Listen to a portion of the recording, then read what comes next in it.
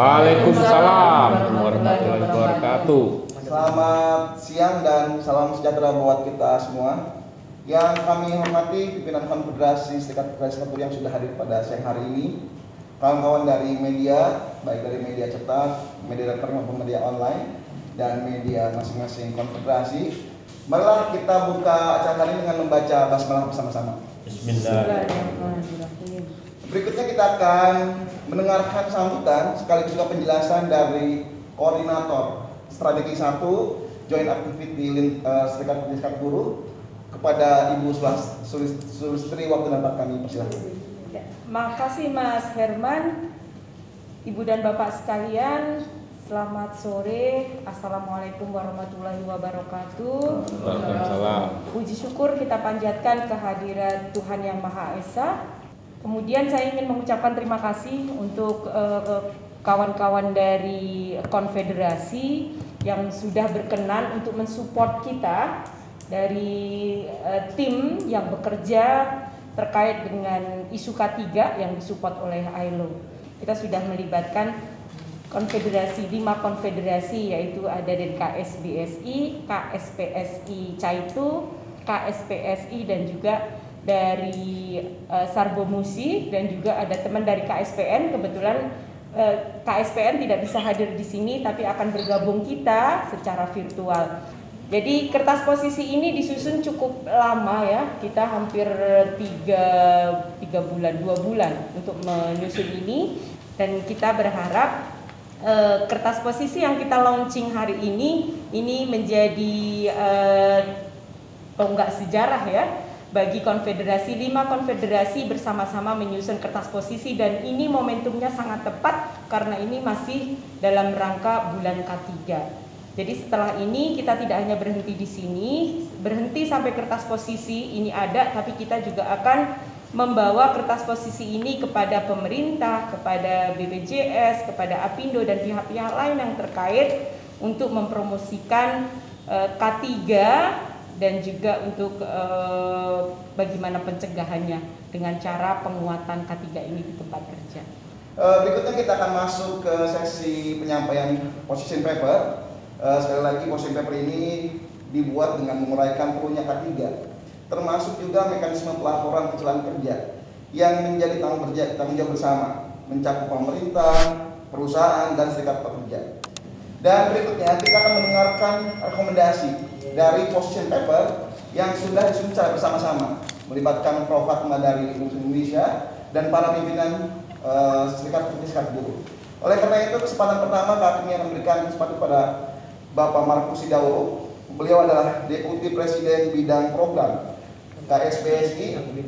Baiklah, rekomendasi yang pertama bahwa untuk penguatan K3 dalam rangka mengurangi kecelakaan kerja, maka sangat diperlukan peningkatan anggaran untuk DK3N dan juga DK3P. Yang kedua, pendanaan juga bisa kita lakukan atau bisa kita cari sumbernya melalui Kemenaker, dan juga mungkin bisa kita peroleh melalui BPJS Ketenagakerjaan.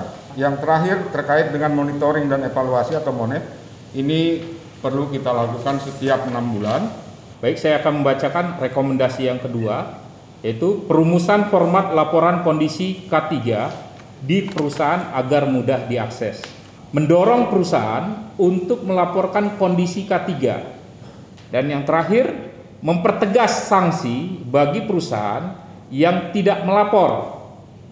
Tidak sekedar hanya kurungan 3 bulan atau denda 1 juta rupiah. Perlu penguatan regulasi dan perjelasan cakupan kecelakaan kerja dan penyakit akibat kerja, mencangkup pemberi laporan, mekanisme, alur, waktu penanganan, reward bagi perusahaan, dan tahap perbaikannya. Edukasi dan kompetensi bidang K3 yang juga mencakup pekerja sektor non formal. Yang pertama adalah penguatan K3 di pekerja perlu dilakukan melalui edukasi sejak dini agar ketika dewasa dan memasuki usia pekerja sudah tertanam budaya K3. Ini berlaku bagi formal ataupun informal. Saat ini pelaksanaan K3 memiliki dasar hukum yaitu Undang-Undang Nomor 1 Tahun 1970 tentang Keselamatan Kerja yang dirasakan cukup tua dan perlu adanya revisi. Akibatnya saat ini pelaksanaan K3 juga hanya sebatas pelatihan dengan jangkauan terbatas dan seringkali tumpang tindih. Pertanyaannya sederhana, kira-kira akan dilanjut seperti apa pada saat kita dapat sosok ini sudah kita bacakan, sudah kita hukum dengan baik dan diarahkan kemana kira-kira seperti itu. Yang pertama tentunya bagaimana kita mencapai zero accident di tingkat perusahaan, itu yang pertama. Yang kedua, bagaimana mengangkat isu ini lebih sebenarnya bukan hanya tingkat kecelakaan kerja, tetapi juga soal penyakit akibat kerja, terlebih di era hubungan status yang kemungkinan ke depan adalah kontrak. Maka yang kita khawatirkan itu ketika dia sudah selesai dengan status hubungan kerjanya, penyakit akibat kerja ini mungkin akan mencuat ke depan. Menurut hemat kami penting kiranya kita dorong saat ini dan ke depan bahwasanya isu soal K3 dan juga penyakit akibat kerja ini untuk menjadi hal yang pengaruh utamaan bagi serikat buruh, serikat pekerja. Setelah kegiatan ini, ya maka dari tim strategi 1 ya akan coba datang ke pemerintah untuk menyampaikan kertas posisi ini dan juga kepada stakeholder yang lain seperti Apindo. Konfederasi di Indonesia cukup banyak. Bagaimana 5 konfederasi ini akan menggandeng konfederasi yang lainnya? Yang pertama, yang kedua adalah setelah ini nanti saya sepakat tadi bahwa kita juga harus mendapat support dari politisi, ya terutama anggota dewan. Bagaimana nanti ke depan 5 konfederasi ini dengan satu kertas posisi ini mensosialisasikan kepada pengusaha, dalam hal ini asosiasi baik itu Kadin maupun Apindo, karena ini cukup penting sebenarnya. Ini hanya sebatas aturan, nanti ketika grassroots ini tidak menjalankan atau tidak memahami betul bahwa K3 itu, saya bicara sekali lagi, bagi saya K3 adalah aset, bagi kita aset yang penting. Terkait gerakan ini yang diinisiasi oleh 5 konfederasi, maka dalam hal ini ke depan kita juga akan melakukan sebuah konsolidasi dengan lintas lintas konfederasi supaya bisa mengamini posisi kita, rumusan kita, atau bahkan menambahkan kertas posisi kita. Tapi secara prinsip apa yang sudah kita rumuskan ini adalah sudah clear bagi kita. Kalau ada konfederasi yang lain, ya mungkin nanti bisa diskusikan lebih lanjut. Tapi kita akan menggandengnya. Sumber daya manusia itu adalah aset buat perusahaan. Aset itu harus dilindungi. Dengan cara apa? Agar dia kemudian tidak mengalami kecelakaan. Nah, untuk itu ada regulasi yang memang harus dilakukan dan ditindaklanjuti dan diawasi. Problemnya adalah pada implementasi pengawasan itu kita sangat lemah. Nah, untuk itu diperlukan penguatan hukum. Saya sangat setuju ada critical point yang memang harus menjadi based on perjuangan kita adalah merevisi undang-undang ini agar memiliki integrasi dengan kebijakan-kebijakan yang lain dan memiliki bargaining position yang mengatur peran dan fungsi dan juga sanksi kepada pengusaha ataupun perusahaan yang memang tidak mau mengikuti aturan yang dibuat pemerintah. Nah, ini sangat penting. Nah, yang berikutnya adalah kita perlu membuat strategi campaign, ya, yang bersifat global.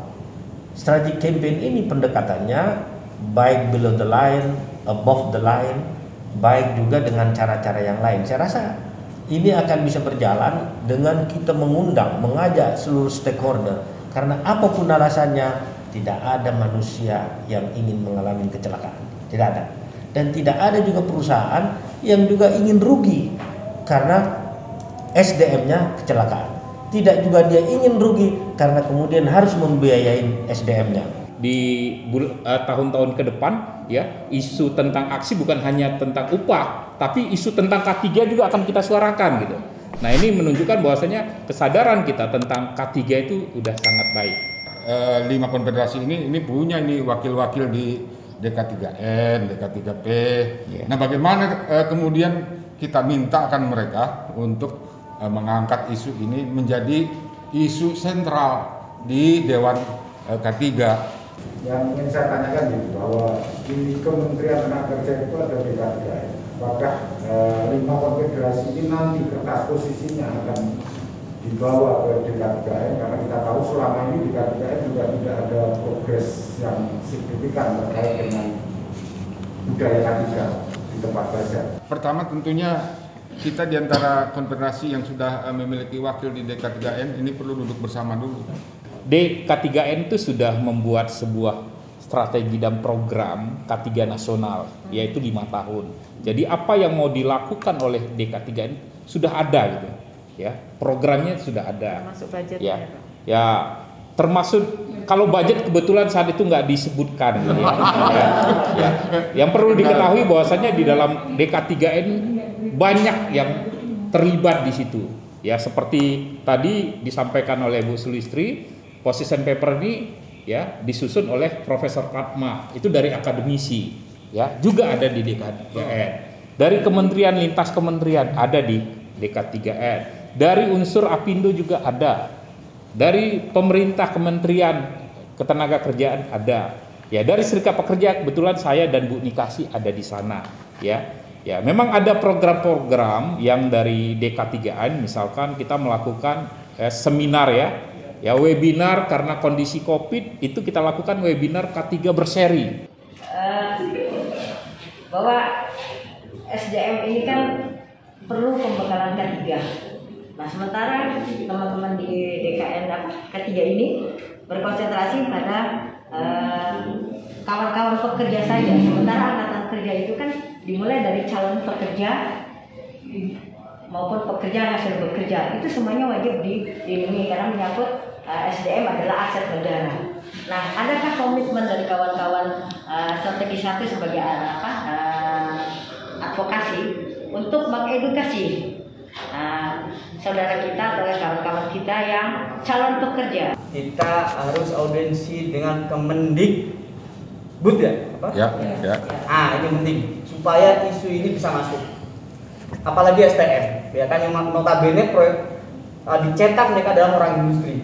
Caranya, implementasinya, kita bikin strategi campaign K3 goes to school, masuk. K3 goes to campus, K3 goes Karang Taruna, K3 do berbagai macam. Kita datang, kita mix, kita ajak yang namanya jenderal-jenderal itu untuk ikut bagian dari campaign, nggak usah bayar. Anggota dewan yang ingin dipilih lagi ikut kampanye K3. Sekali lagi terima kasih banyak kepada para pimpinan yang sudah hadir dan menyampaikan banyak kawan-kawan media yang sudah juga meliput kegiatan konferensi pers pada sore hari ini. Terima kasih banyak para undangan yang hadir di virtual Zoom dari AILO, Pak Abdul Hakim dan Bu Mega. Lalu berikutnya lagi kawan-kawan dari Serikat Buruh yang hadir secara virtual. Sekali lagi kita tidak akan berhenti hanya di tempat ini untuk membacakan kertas posisi, tapi dari diskusi kita selama 1,5 jam tadi kita menyepakati untuk melakukan rencana tindak lanjut untuk memperjuangkan kertas posisi ini bisa diimplementasikan dan bisa dijadikan pertimbangan bagi pengambil keputusan dalam membuat kebijakan di Indonesia.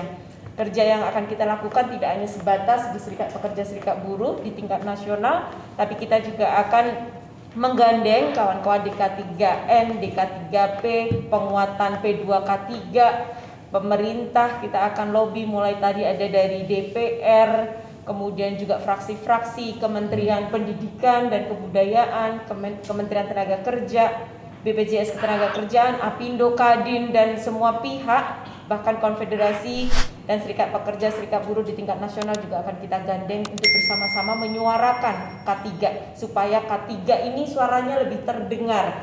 Sekali lagi terima kasih kepada semua pihak dan akhir kata wassalamualaikum warahmatullahi wabarakatuh.